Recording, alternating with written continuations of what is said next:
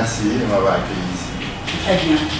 La situation est la suivante, Chimère Diop. Un pays doté d'immenses richesses, mais qui peine à trouver le chemin de la croissance finalement.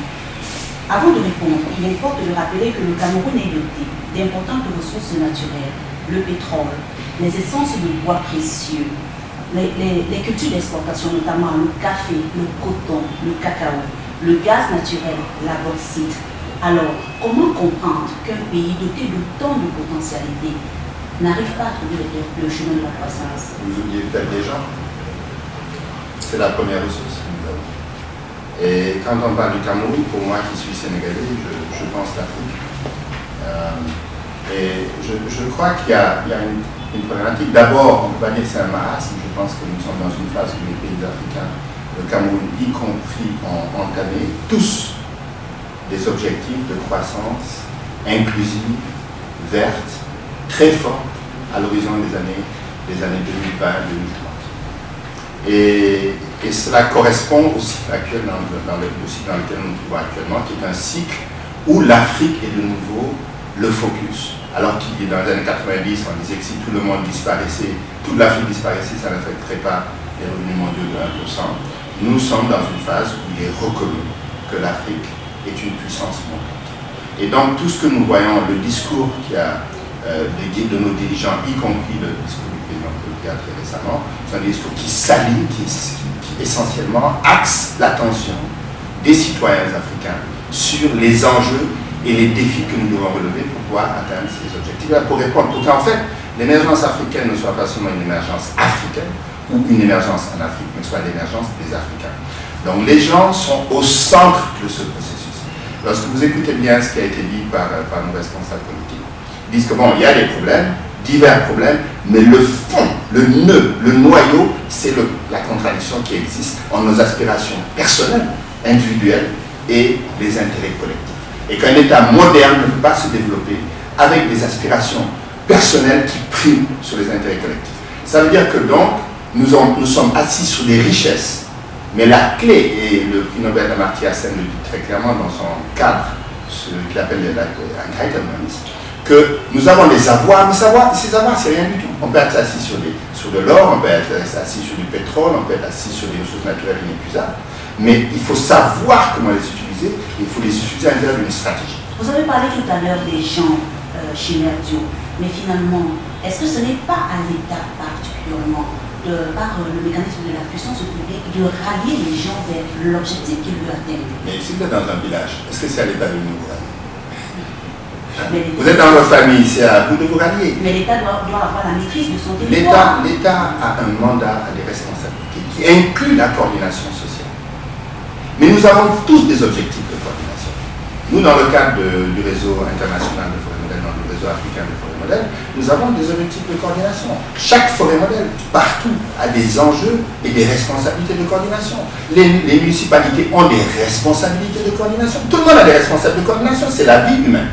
Parce qu'on est sur Terre, on est d'abord dans une relation avec nos mères, qui est une relation de coordination, n'est-ce pas? Mais quand on émerge seul. Et donc, cette confrontation entre ce que nous sommes, ce que nous représentons en tant que personne, les Africains sont imaginatifs, ils sont créatifs. Mais combien est-ce qu'on a d'Africains qui mettent cette imagination, excusez-moi de parler franglais, qui mettent cette imagination dans des scams, dans des histoires, dans des machins, etc. Alors qu'il y a tellement de choses à faire pour créer la richesse africaine. Peut-être c'est les opportunités qui manquent aussi. Je crois que ce n'est pas les opportunités. On est dans une trajectoire où il y a une force d'inertie. Il y a des habitudes qu'on a acquises à travers, depuis un siècle, depuis l'indépendance, depuis la crise, etc. Il y a des habitudes qui nous amènent sur un chemin où on ne voit pas assez large. Et donc ça nous amène sur des cul-de-sac. Mais en même temps, il y a des éléments d'émergence, de croissance, de changement, de transformation très importants qui se dessinent. Et donc c'est cette lutte qui existe entre l'ancienne manière de faire pour survivre. Moi j'ai discuté une fois dans une télévision américaine de sécurité minimale, au début des années 80, je donnais des cours sur l'Afrique, à des jeunes. Et je leur dis, bon écoutez, ils sont très bien, ils disent, etc. Ils commencent et je vois qu'ils sont très sharp. Je dis, mais moi je ne comprends pas. Depuis que j'ai mis les pieds ici, j'ai que des réactions bizarres, là-bas, des noirs, etc. Il m'a dit, survival, man, survival. Ça veut dire qu'ils étaient concentrés sur une logique de survie. Et on sait que dans les années 80, c'était extrêmement dur. Maintenant, voilà, ce que je veux dire, c'est donc qu'il y a des habitudes qui ont été prises dans des situations où ça n'allait pas. Mais est-ce que les habitudes aussi ne sont pas le produit même du système qui prévaut? Oui, un système évolue, un système change. Un système a des lois de fonctionnement, a des lois implicites de fonctionnement. Et un système qui est stable est un système qui a des lois qui permettent de créer de la stabilité. Si vous êtes dans un pays où il n'y a pas eu de guerre alors que toute la sous-région s'enflammait, c'est parce qu'il y a des éléments qui créent les frontières de comportement qui permettent à ce que vous appelez un système, qui est une société, d'exister, de fonctionner. Donc il faut comprendre ces lois pour comprendre les lois de transformation et de faire avancer ces systèmes. Et aujourd'hui, je dis encore une fois, qu'un des principaux problèmes, moi je le dis parce qu'on le vit dans les forêts modernes, on le vit concrètement. Oui, non, je ne sais pas, je veux dire c'est un espace local dans lequel il y a plusieurs acteurs qui travaillent ensemble. Et donc, à ce niveau-là, le principal enjeu, c'est comment est-ce qu'on s'organise pour la coopération, que les gens travaillent ensemble et non pas travaillent pour dominer, être dans une position dominante, etc. Donc je crois qu'il y a cet enjeu-là qui est un enjeu africain, qu'on retrouve dans toutes les sociétés, mais qui en Afrique aujourd'hui est très prégnant. Vous dites que c'est les gens qui peuvent être le problème en Afrique en général et au Cameroun en particulier.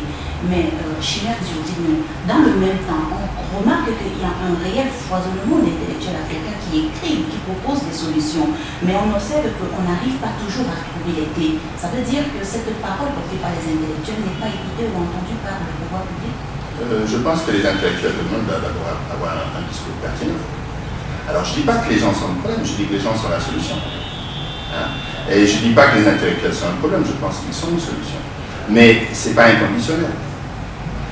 Pour être une solution, il faut être pertinent. Un intellectuel, il doit répondre à la demande de sa société. Sinon, c'est la différence entre être intellectuel, c'est-à-dire articuler des mots comme je le fais maintenant, et être un intellectuel organique, c'est-à-dire refléter les aspirations de sa société. Donner des éléments de réponse à sa société. Donc ça veut dire qu'être intellectuel, c'est pas être allé à l'école. C'est totalement faux. Il y a des intellectuels qui sont jamais allés à l'école. Moi, j'ai un ami qui est jamais allé à l'école. Il a une émission de radio à New York. C'est ce qui fait fonctionner. C'est un Sénégalais, n'est-ce pas? Il n'a jamais mis les pieds à l'école. C'est peut-être un des éléments les plus intelligents du monde politique africain que je connais. Et comment est-ce que concrètement les gens peuvent être la partie de la solution? Alors, ils ne sont pas de la solution. Moi, je pense d'abord en prenant des risques. Il faut oser. Il faut oser faire les choses différemment. C'est pas parce que mon voisin a ouvert une boulangerie que je dois ouvrir la même boulangerie et rester et s'entretuer sur un espace de marché qui est tout petit. Nous, aujourd'hui, nous voyons des femmes partout, ici au Cameroun, dans d'autres pays, qui organisent des lignes de production totalement nouvelles, à partir de ressources qui sont disponibles. Donc ça, c'est la première chose. Deuxième chose, il faut accepter que les autres réussissent. Si je pense que la réussite, c'est un jeu à somme nulle dans lequel mon voisin, s'il s'enrichit, c'est que je me suis appauvri, c'est le jeu à somme nulle, c'est une balance là, comme ça, si l'autre monte, c'est que moi je suis descendu, ça ne marche pas. Il faut qu'on puisse savoir que l'autre peut monter et m'entraîner à monter. Ce n'est pas un jeu à somme nulle. Et donc, il y a des attitudes qu'il faut transformer. Il faut savoir qu'on ne va pas s'en sortir là, comme on a fait dans la dernière 15 ans, en faisant les magouilles, en s'arrangeant. Là, c'était passé, ça c'est de l'adaptation, c'était de la survie. Maintenant, on est dans une phase qui est une phase de construction. Ok. Aïe. Frères et sœurs, il est temps de s'unir. La forêt modèle, c'est ça la solution pour les futurs de nos enfants. Ok. Aïe. Aïe. La forêt modèle, y'a des solutions. Solution na biso nyonso.